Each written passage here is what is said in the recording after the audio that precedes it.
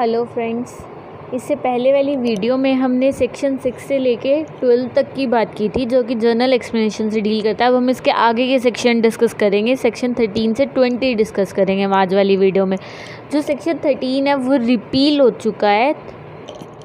Section 14 deal करता है servant of government के साथ। तो यहाँ पे सर्वेंट ऑफ गवर्नमेंट का मतलब ये है कि कोई भी अथॉरिटी ऑफ गवर्नमेंट है किसी भी ऑफिसर को या फिर सर्वेंट को अपॉइंट करती है, एम्प्लॉय करती है या फिर कंटिन्यू करती है इंडिया के अंदर, वो सर्वेंट ऑफ गवर्नमेंट कहलाता है।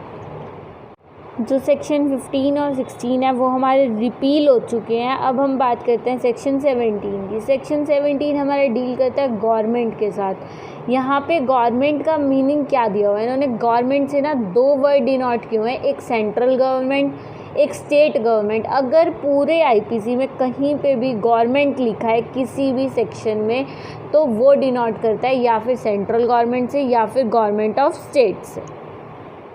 सेक्शन 18 इंडिया के साथ डील करता है। इंडिया का मीनिंग हमने सेक्शन 1 में भी पढ़ा था। India means the territory of India excluding the state of Jammu and Kashmir. पूरी इंडिया की टेरिटरी पे applicable IPC except the state of Jammu and Kashmir. लेकिन जब article 370 of constitution unconstitutional declare हुआ तो उसमें ये बोला गया कि state of Jammu and Kashmir पर भी एप्लीकेबल होगा ये एक्ट। 31 अक्टूबर 2019 में ये अमेंडमेंट आई, बट ये अभी कहीं पे भी, जो आप रिसेंट बेयर एक्ट उठाकर देखोगे उसमें ये अमेंडमेंट अभी कहीं पर भी इंसर्ट नहीं हुई है कि पूरे state of Jammu and Kashmir पर भी एप्लीकेबल होगा। सेक्शन 19 डील करता है जज के साथ।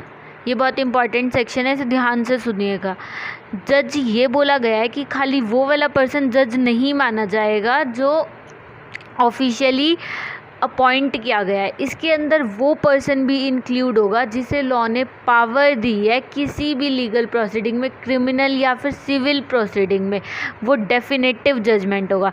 डेफिनेटिव जजमेंट का मतलब होता है वो पर्सन जो पूरी तरह से डिसीज़न दे दे या फिर दोनों पार्टी बाइंड हो उसके डिसीज़न को मानने के लिए। अब जैसे उसने डेफिनेटिव जजमेंट दिया है, उसकी जजमेंट के अगेंस्ट अगर कोई भी अपील फाइल नहीं कर रहा है, एक्यूज़ या फिर प्रोसिक्यूशन, कोई भी पर्सन अगर उसकी उस जजमेंट के खिलाफ जाकर कोई भी अपील फाइल नहीं कर रहा है, तो वो डेफिनेटिव जजमेंट में इंक्लूड हो जाएगी।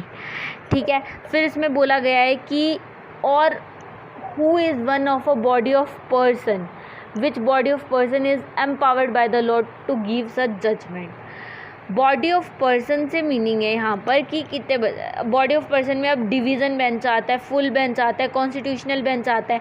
डिवीज़न बेंच का मतलब होता है 2 जज, फुल बेंच का मतलब होता है 3 जज, कॉन्स्टिट्यूशनल बेंच का मतलब होता है मोर देन 3 जजेस। ठीक है, उनको पावर दी गई है, तुम भी जजमेंट दे सकते हो। ठीक है। अगर कोई पर्सन जजमेंट देता है और सुपीरियर अथॉरिटी उसे कंफर्म कर देती है तो ये जजमेंट भी डेफिनेटिव जजमेंट मानी जाती है। अब मैं बताती हूँ, जैसे एक मैजिस्ट्रेट ले लो, उसे जजमेंट दी है सेक्शन 354 के ऊपर जो हमारी मॉडेस्टी से डील करता है।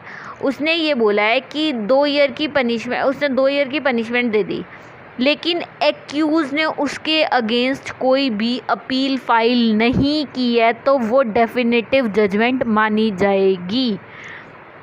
देखो, अब नेक्स्ट एग्जांपल दिखाती हूँ मैं तुम्हें। मैजिस्ट्रेट ने ना रेप केस में कैपिटल पनिशमेंट की जजमेंट दे दी, तो ये डेफिनेटिव जजमेंट नहीं होगी जब तक हायर अथॉरिटी से ये साइन होकर ना आ जाए।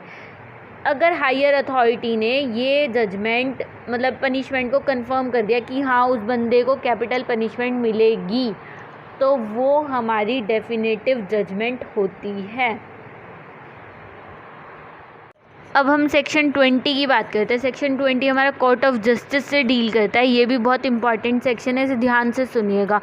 कोर्ट ऑफ जस्टिस जो वर्ड है ये एक जज को डिनोट करता है। इसके अंदर ये बोला गया है कि लोग किसी भी पर्सन को पावर देता है कि वो जुडिशली एक्ट करे, या फिर बॉडी ऑफ जजेस को पावर देता है कि वो जुडिशली एक्ट करे।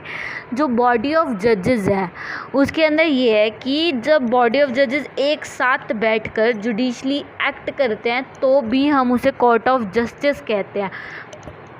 अब हम इसका एक एग्ज़ाम्पल लेते हैं। जैसे मैजिस्ट्रेट है डिस्ट्रिक्ट कोर्ट के अंदर, उसने पहले कोर्ट में जाकर कोई भी जजमेंट पास की किसी भी केस के ऊपर, वो अपनी जजमेंट देता है तो वो कोर्ट ऑफ जस्टिस होता है।